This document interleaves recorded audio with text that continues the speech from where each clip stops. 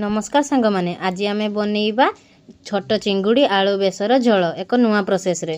प्रथमे आमे चिंगुड़ी को भल भाबरे धोई लुण हळदी गळेई रखिबा। तापरे गोटे करेई नेबा सेतिरे सरिष तेल देबा।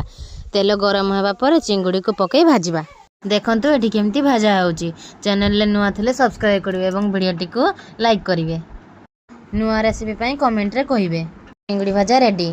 एबे आलू को समिति हळदी लुण पकेई गळेई रखिबा। आलू को किछि समय पई घोड़ेई रखी छाड़िबा। एबे आमे बेसर प्रस्तुत करिबा। प्रथमे आमे एक मिक्सिंग जार नबा। सेथिरे धळा सोरिष कला सोरिष नेबा एवं पियाज को काटी दबा। रसुण एवं कंचा लंका दे बाटी की आनिबा। देखंतु एठी केमती चिकन करी बाटी की आना हैची। आउ हां जीराटा भी दे देबे मु कहिबा पई भूली जाइतली। एबे गोटे करेई नबा एवं आमे सरिष तेल दबा।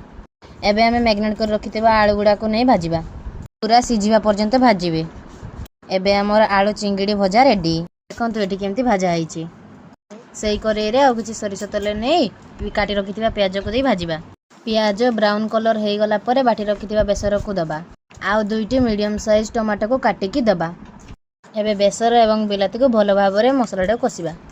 स्वाद अनुसार लूण एवं हळदी लंका गुंड देई गळी दबा। बिलाती को एमती सिझेबे जेमती मसला सहित पूरा मिसी जीवो। एबे हमर मसला रेडी। भाजी रखितबा आलू को दबा।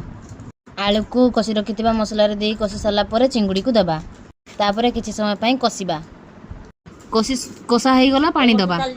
पानी देई साला परे झोल को किछि समय पई फुटिया पई छाडी दबा। देखंतु एबे हमर चिंगुड़ी आलू बेसर झोल रेडी। मो प्रोसेस रे बने देखंतु केमथि लागला कमेंट सेक्शन में जणांतु। जय जगन्नाथ।